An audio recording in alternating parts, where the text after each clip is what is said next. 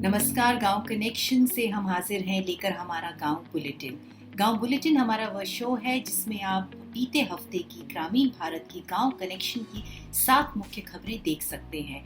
तो चलिए जल्दी से नजर डालते हैं इस हफ्ते की गांव कनेक्शन की ग्रामीण भारत की 7 मुख्य खबरों पर। गांव बुलेटिन की हमारी पहली खबर जो है वो आकाशीय बिजली पर है। जी हाँ, हर साल भारत में 2000 से 2500 लोगों की जान चली जाती है आकाशीय बिजली गिरने से, लाइटनिंग स्ट्राइक्स से, और इनकी तादाद जो है सबसे ज्यादा बिहार और उत्तर प्रदेश में है। गांव कनेक्शन ने ये ग्राउंड रिपोर्ट करी है बिहार और उत्तर प्रदेश से, और हमने ये जानने की कोशिश करी कि क्या कारण है कि इन दोनों प्रदेशों में जो है आकाशीय बिजली गिरने से इतने ज्यादा लोगों की मौत हो जाती है। बस पिछले ही महीने जून में जो है बिहार में सिर्फ 30 लोगों की जान गई थी आकाशीय बिजली गिरने से। और अगर हम डेटा देखें तो उससे ये पता चलता है कि हमारे देश में जो 96% डेथ्स होती हैं आकाशीय बिजली गिरने से, वो जो है ग्रामीण भारत में होती हैं। और इन मौतों में से 77% डेथ्स जो है वो किसानों की होती है, क्योंकि ये किसान खेतों में खुले में काम कर रहे होते हैं, तो ये आकाशीय बिजली गिरने से इन लोगों की मौत हो जाती है। तो ये हमारी गांव कनेक्शन की गांव बुलेटिन की पहली खबर है आकाशीय बिजली पे, जिसमें हमने ये पाया कि ग्रामीण भारत में अभी भी जो है काफी ऐसे लोग हैं जिनके पास ये बिल्कुल जानकारी नहीं है कि जब आकाशीय बिजली गिरने के आसार हों तो किस तरह से वे अपने आप को बचा सकते हैं। सरकारों ने जो है अलग अलग तरह के मोबाइल ऐप्स तो बना दिए हैं, जैसे IMD का दामिनी नाम का एक ऐप है। बिहार सरकार ने इंद्र वज्र नाम का एक मोबाइल ऐप बनाया है, जिसके जरिए आकाशीय बिजली गिरने से आधा पौना घंटा पहले जो है लोगों को चेतावनी दी जाती है कि आपके एरिया में जो है बिजली गिर सकती है। परंतु ग्रामीण भारत में काफी ऐसे लोग हैं जिनके पास में स्मार्टफोन्स नहीं है, जिसके चलते ये महत्वपूर्ण जानकारी उन तक नहीं पहुंच पाती है। तो ये है हमारी गांव बुलेटिन की पहली खबर। गांव बुलेटिन की हमारी दूसरी खबर जो है वो बांग्लादेश से है। पिछले 2 महीने से ज्यादा समय हो चुका है और बांग्लादेश जो है अभी भी बाढ़ से जूझ रहा है। करीब 7 मिलियन मतलब 70 लाख लोग बांग्लादेश में अभी भी इस समय बाढ़ से पीड़ित हैं। बांग्लादेश के उत्तर और उत्तर पूर्वी भाग में जो है बाढ़ ने बहुत ही ज्यादा भयंकर रूप ले लिया हुआ है। मई महीने की शुरुआत में ही काफी तेज बारिश और एक्सट्रीमली हैवी रेनफॉल, जिसको माना जा रहा है कि जलवायु परिवर्तन का एक प्रकोप है, उसके चलते जो है वहां की पूरी नदियां जो हैं उफान पर आ गई और उन्होंने गांव के गांव को जो है अपनी चपेट में ले लिया। करीब 70 लाख लोग जो है बाढ़ से पीड़ित हैं, वो अलग अलग आश्रयों में रह रहे हैं, खाने पीने की बहुत मुश्किल हो रही है। तो गांव बुलेटिन की दूसरी खबर जो है वो बांग्लादेश के सिलहेट रीजन से है, जो कि बाढ़ का सबसे ज्यादा पीड़ित और प्रभावित एरिया है। गांव बुलेटिन की तीसरी खबर जो है वो लखनऊ उत्तर प्रदेश से है, और यह कोई आम खबर नहीं है, क्योंकि ये फलों के राजा आम की खबर है।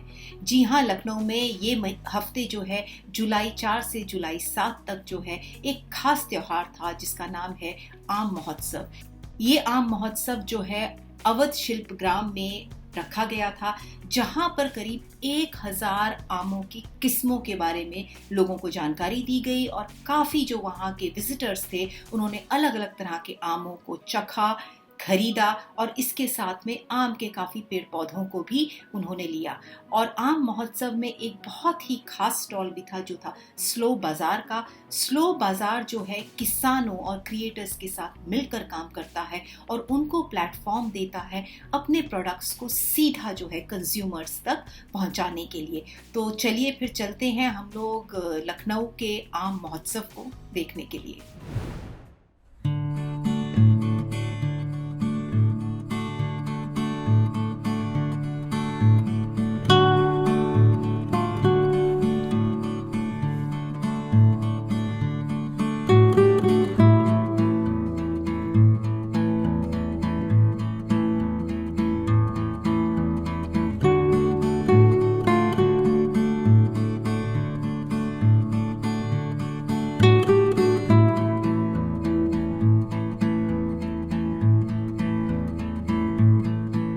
सर ये आम गमले में भी लग जाएगा, ये ऑल टाइम है, साल में 3 बार आता है, ये हर समय मिलेगा आपको। गुलाब खास की वजह से इसकी इतनी खुशबू बहुत, इसमें खुशबू स्मेल बहुत अच्छी होती है। ये चौसा है, सब सेंसेशन है, सब हुस्नारा है। हुस्नारा इसकी खासी होता है, आम, ये आमों में खूबसूरत आम होता है। इसका आधा लाल होता है, आधा पीला होता है, और नारियल छिलका होता है, गूदर इसमें रेसा होता है। ये फजली है जी, ये 100 किलो की एक फजली है। इस फजली पे हमको प्रथम प्राइज मिला है। एक आम कितने के वजन का है? ये 100 किलो का है 100 किलो का। जी। इससे बड़ा भी होता है या फिर नहीं बड़ा? जो हमने नुमाइश में लगाया है, प्रदर्शनी में जो लगाया है, जो प्रथम प्राइज पाया है, वो इससे बड़ा है, इससे मोटा, इससे बड़ा, इससे कलर में भी अच्छा है।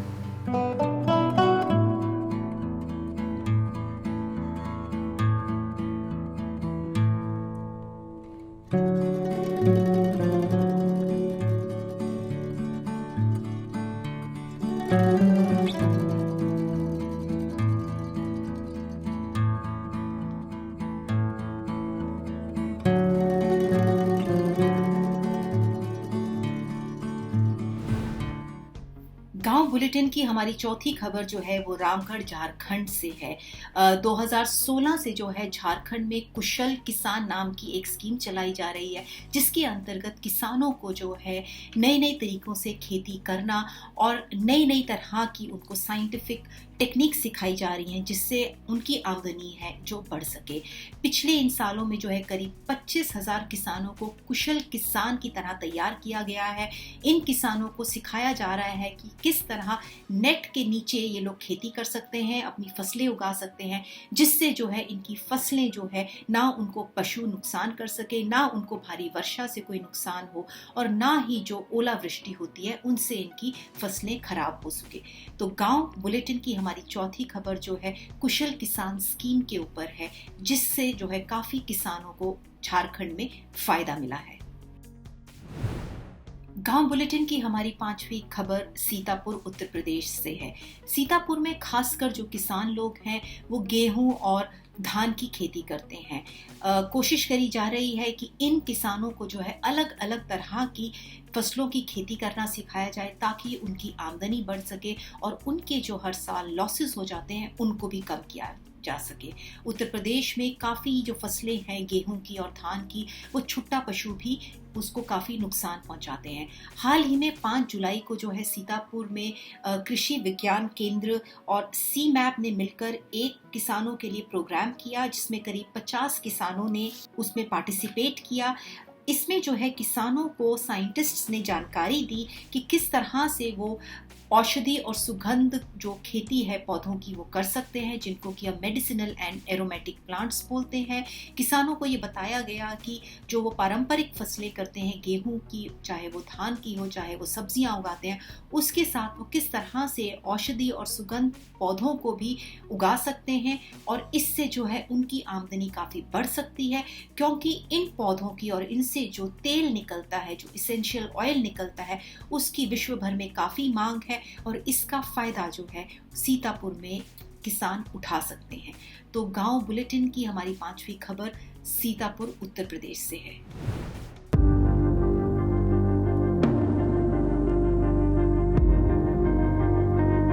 इसको भी कंफ्यूजन हो कि बिना रसायन के बिना कैसे होती है क्या? खेत में चल गया।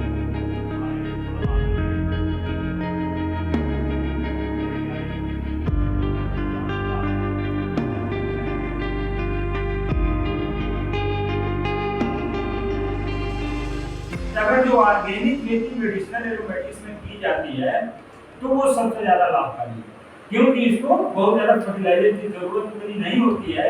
लेकिन अगर जो ऑर्गेनिक सोर्स में आपको नहीं मिल रहा है तो आपको फर्टिलाइजर देने की आवश्यकता होती है, बिल्कुल संतुलित देने की होती है और बिल्कुल टाइम पे देने की होती है।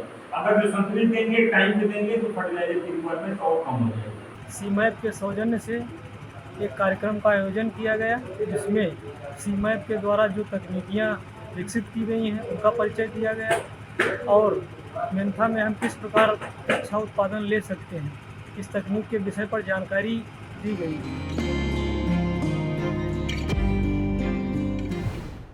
गांव बुलेटिन की हमारी छठी खबर बुंदेलखंड से है। जैसा कि हम सब जानते हैं, भारत देश जो है अलग अलग कल्चर्स का देश है। हर रीजन का अपना एक अलग नृत्य होता है, अपना एक अलग रहन सहन और खान पान होता है। वैसे ही बुंदेलखंड का अपना एक अलग फोक डांस है जिसका नाम है बुंदेली राई।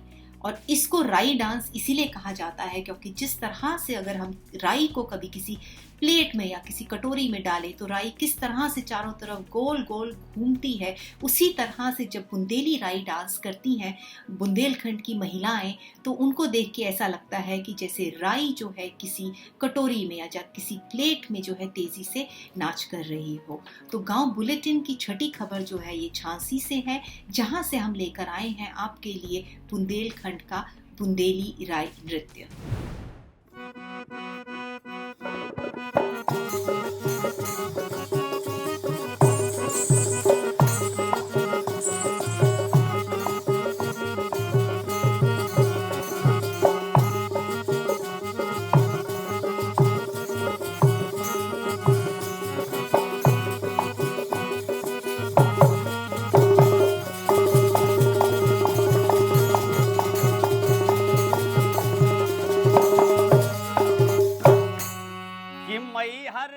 राई दरबारी नृत्य होता था और राजा महाराजा के साथ जितने भी यहाँ के एक जाति विशेषगत जो लोग होते थे, जैसे कछवाई नृत्य है, ढिमरियाई है, मछुआरा है, उसमें राई वो एक उल्लास, आनंद, उत्साह, सुख दुख और नायक और नायिका के नोक झोंक की तुकबंदी के साथ गायन भी है, वादन भी है, नृत्य भी है और भाव भी। मोरी मैया जाओ तुम बिना कौन सहारो। बुंदेलखंड की विधा राई है तो राई को हम लोग बुंदेली में कन्वर्ट करते हैं। तो जैसे कि गोरी नैना ना मार, गोरी नैना ना मार, भर के दुनाली चाहे मार दे। मतलब नैन ऐसे ना चलाओ कि आदमी के बिल्कुल कलेजे में लग जाए, धक्का सा लग जाए। अब भाई गोली का काम कर रहा है, अगर नैन आपने देखा होगा लेडीज कहीं भी जा रही हो, अगर उसकी सुंदरता है और उसको देख करके आदमी गोली से तो बच जाएगा लेकिन उससे तो घायल होना ही है। तो ये वर्ड होते हैं बुंदेलखंड के कि गोरी नैना ना मार, भर के चाहे दुनाली मार दे। मतलब अगर आपको घायल करना है तो बंदूक का इस्तेमाल कर लो लेकिन नैनों का इस्तेमाल ना करो, ये वर्ड है। गोरी नैना ना मार, गोरी नैना ना मार, भर के दुनाली चाहे मार दो। गोरी नैना ना मार, गोरी नैना ना मार, भर के दुनाली चाहे मार दो। गांव बुलेटिन की हमारी 7वीं खबर गांव रेडियो पे है। जैसा कि आप सब जानते हैं, गांव कनेक्शन ने गांव रेडियो का लॉन्च किया है। अब आप हमारी स्टोरीज देखने और पढ़ने के अलावा सुन भी सकते हैं। हमारी वेबसाइट www.gaonConnection.com पर जाकर गांव रेडियो पे क्लिक करके अब आप हमारी सारी कहानियां जो हैं अपने मनचाहे समय पर सुन भी सकते हैं। पिछले एक हफ्ते में गांव रेडियो पे हमने अलग अलग तरह की कहानियां आपके लिए अपलोड की हैं। वहां पे जरूर जाइए और इन कहानियों को सुनिए। हम आपके लिए कहानी लेकर आए हैं कश्मीर के कुछ ऐसे किसानों की जो कि ट्राउट फिश की फार्मिंग करते हैं और उससे वो है काफ़ी अच्छी कमाई करते हैं। हम आपके लिए लेकर आए हैं बुंदेलखंड से ही कुछ ऐसी महिलाओं की कहानी जो बलिनी नाम की एक दूध की कंपनी चला रही है जिसमें 40,000 मेंबर्स हैं महिलाएं और जिससे दूध बेचकर वो काफ़ी अच्छा मुनाफा कमा रही हैं। इसके अलावा गांव रेडियो पे आप सुन सकते हैं झारखंड की उन महिलाओं की कहानी जिन्होंने बंजर जमीन पर जो है लेमन ग्रास की खेती करी है और इसके साथ उत्तर प्रदेश की महिलाओं की कहानी भी है जो बिजली सखी, पशु सखी बनी हुई हैं या फिर वो ग्रामीण महिलाएं कहीं कहीं रेस्टोरेंट्स चला रही हैं और या फिर वो बिजली के बिल भी इकट्ठा करके आत्मनिर्भर बनी हुई हैं। तो गांव बुलेटिन में गांव कनेक्शन की इस हफ्ते की यही थी 7 मुख्य खबरें। आप हमारे साथ जुड़े रहिए, हर हफ्ते हमारा गांव बुलेटिन देखते रहिए और बनाए रखिए हमसे अपना गांव कनेक्शन। धन्यवाद।